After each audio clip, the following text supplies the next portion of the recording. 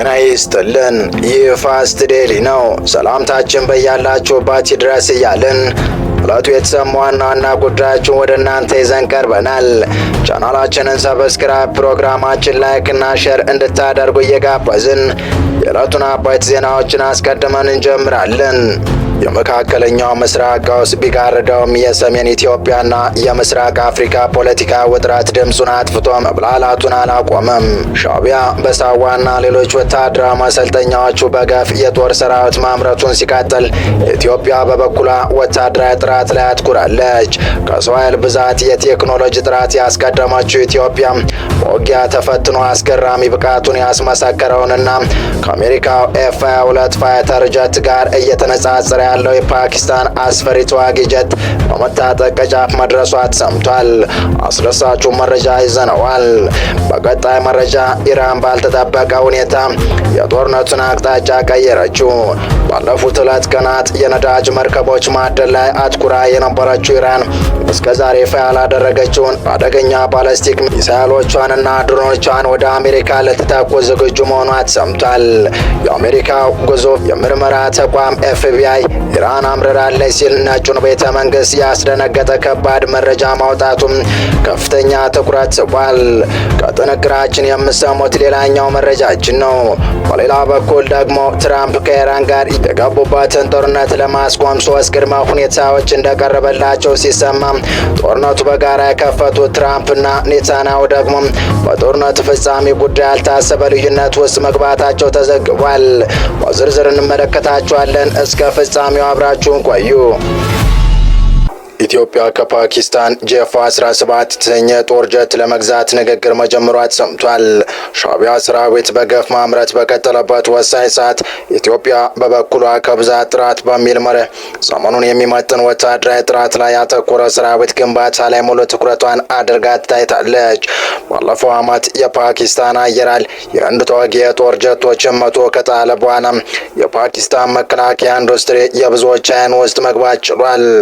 ሮይተርስ እንደዘገበው ይህ አጋጣሚ ለፓኪስታን ትልቅ የገበያ ዕድል የፈጠረ ለመሆን በቅቷል። እንደ ዘገባው ኢትዮጵያን ጨምሮ 13 ሀገራት የፓኪስታን ምርት የሆነውን ጄፍ-17 ሰኞን የጦር ጀት ለመግዛት የሚያስችል ንግግር እያደረጉ ነው።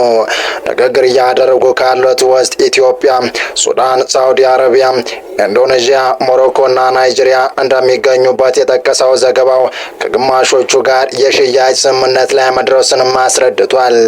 እንደ ዘገባው የፓኪስታን ጦር ኃይልና መከላከያ ሚኒስትሮች እያደረጓቸው ስላሉ ንግግሮች ዝርዝር ማብራሪያ ለመስጠት ፈቃደኛ ባይሆኑም ወታደራዊ ምርታቸውን ለተለያዩ ሀገራት የመላክ ፍላጎት እንዳላቸው ግን ማረጋገጫ ሰጥቷል። የዘርፉ ተንታኞች እንደሚሉት በዩክሬን ጦርነትና በመካከለኛው ምስራቅ ባለው ግጭት የተነሳ በዓለም ላይ የጦርነት መሳሪያ እጥረት በመፈጠሩ ሀገራት አዳዲስ የምርት አቅርቦት ሰንሰለቶችን እየፈለጉ ይገኛሉ። በዚህ ውስጥ ደግሞ ባለፈው ዓመት ከህንድ ጋር በነበረው ጦርነት በከፍተኛ ሁኔታ ብቃቱን ያሳየው ጄ-17 የበርካቶችን ትኩረት ስቧል። የፓኪስታን መከላከያ ኢንዱስትሪ ኃላፊው ራዛ አያ ሲናገሩ በዓለም አቀፍ ደረጃ ባለው የአቅርቦት እጥረት ጫና የተነሳ ንግግሮችን እያደረግን ነው ያሉ ቢሆንም ንግግሮቹ ጥብቅ ሚስጥር በማለት ይፋ ከማድረግም ተቆጥቧል። ኃላፊው እንዳሉት የፓኪስታን ጀቶች በአሜሪካና በአውሮፓ ከሚመረቱት ጋር ያላቸው ከፍተኛ ዋጋ ልዩነትም ተመራጭ እያደረጋቸው ነው። ጄፍ-17 በአሁኑ ወቅት ከ30 እስከ 40 ሚሊዮን ዶላር እንደሚያወጣ የጠቀሱት ኃላፊው የምዕራባውያን ጀቶች ዋጋ ግን ከዚህ በ3 እጥፍ እንደሚበልጥ አስታውቀዋል። ከሰው ኃይል ብዛት የቴክኖሎጂን ጥራት ያስቀደመችው ኢትዮጵያ በውጊያ ተፈትኖ አስገራሚ ብቃቱን ያስመሰከሩና ከአሜሪካ ኤፍ-22 ፋይተር ጀት ጋር እየተነጻጸረ ያለው የፓኪስታን አስፈሪ ተዋጊ ጀት ለመታጠቅ ጫፍ መድረሷ ተሰምቷል።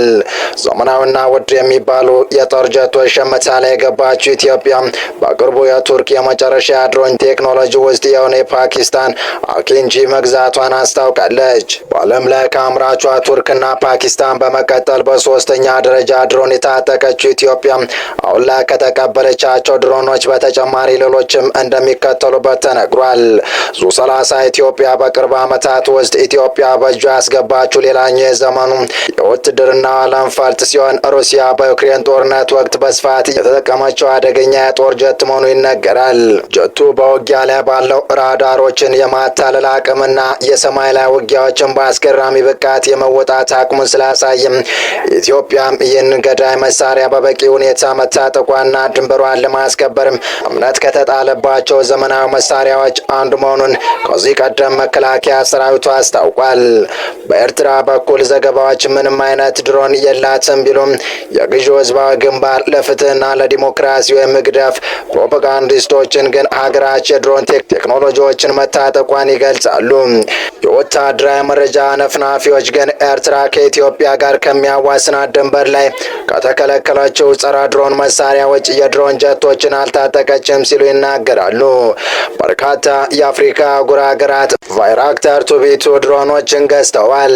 የድሮን በሰሜን ኢትዮጵያ በነበረው ጦርነት ላይ የኢትዮጵያ መንግስት በስፋት መጠቀሙ የሚታወስ ነው። ከ5 እስከ 6 ሚሊዮን ዶላር የሚወጣበት የድሮን በአየር ላይ እስከ 150 ኪሎ ሜትር ድረስ መብረር ይችላል። በሌላ በኩል ግን ኢትዮጵያ በቅርቡ የተረከበችውና በአፍሪካ በብቸኝነት የታጠቀችው ቫይራክተር አካንች በአየር ላይ 5500 ኪሎ ሜትር መብረር ሲችል በዋጋም ረገድ ከቫይራክተር ቤቱ በ4 እጥፍ ይበልጣል። በዚህም የአንድ ዋጋ ከ20 ሚሊዮን ዶላር በላይ ወጪ እንደሚወጣበት ነው የተነገረው። እንደ ወታደራዊ ተንታኞች ገለጻ ከሆነ አዲሱ ቫይራክተር ካንቺ ኢትዮጵያን ጨምሮ በዓለም ላይ በስፋት ጥቅም ላይ የዋለውን ቫይራክተር ቱቢቱን ተካትሎ ተሻሽሎ የተሰራ ነው።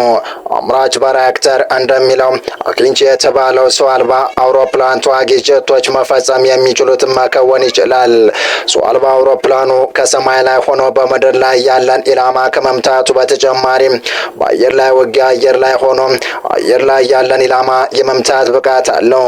ከባህር ጠለል በላይ 14 ኪሎ ሜትር ከፍታ ላይ መብረር የሚችለው የድሮን እስከ 24 ሰዓት ያለማቋረጥ አየር ላይ ከመቆየቱ በተጨማሪም እስከ 37 ኪሎ ሜትር በስፋት ይከንፋል።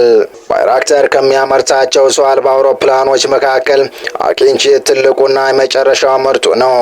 ኢትዮጵያ በሰው አልባ አውሮፕላን ግዢ ከቱርክና ከድሮን አምራች ዋና ስራ አስፈጻሚ ጋር መልካም የሚባል ግንኙነት እንዳላት ይታወቃል። ኢትዮጵያ በሰሜን ኢትዮጵያ ጦርነት የቱርክን ቫይራክተር ቱቢቱ ድሮን ጨምሮ ሰው አልባ አውሮፕላኖች በትግራይ ጦርነት ላይ መጠቀሟ የኃይል ሚዛን ለውጥ ማምጣቱ ምን ነው። በቅርቡ የኢትዮጵያ መከላከያ ኃይል 88ኛውን ዓመታዊ ምስረታ በዓሉን ባከበረበት ወቅት ለድሮን አምራች ኩባንያ ቫይራክተር ዋና ስራ አስኪያጅን ኃይሉክ ባይራክታር የክቡር ሜዳሊያ መሸለሙም ይታወሳል።